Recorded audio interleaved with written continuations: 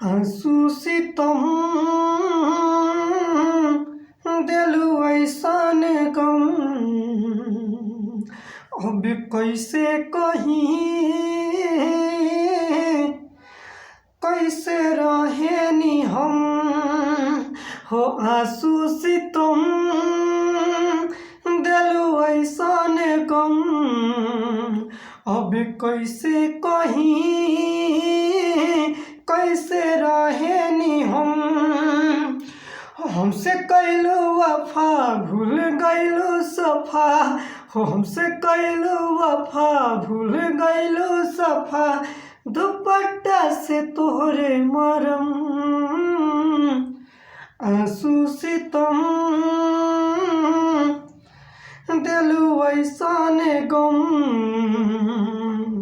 हो। आंसू से तुम दिलु ऐसन गम, अब कैसे कहीं कैसे रहेनी हम। दिल तो कैसे हमर तोड़ दिहलू हो, दिल तू कैसे हमर तोड़ दिहलू। हम रहने शीशा तू पत्थर भैलू हो, दिल तू हमर कैसे तोड़ दिहलू।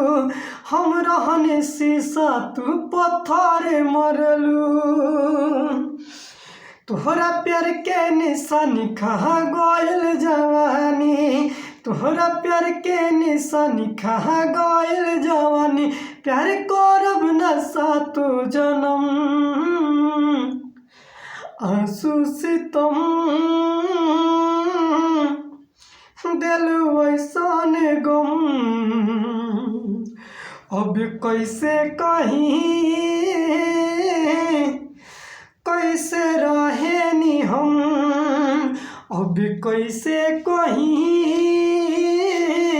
तोहके बेरहम हो। आंसू से तुम दिलु ऐसन गम, अब कैसे कहीं कैसे रहेनी हम। हमसे कइल वफा भूल गइलू सफा, हमसे कइलू वफा भूल गइलू सफा। दुपट्टा से तोहरे मरम, आंसू से तुम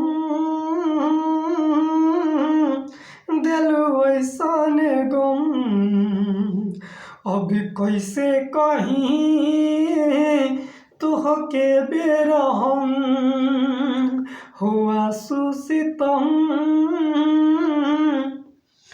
दिलु ऐसन गम, अब कैसे कहीं कैसे रहेनी हम। ई गाना के शेयर करे के हम ना कहें, अगर अच्छा लगल होके तो शेयर कर सकते नहीं, न तो जय राम जी के।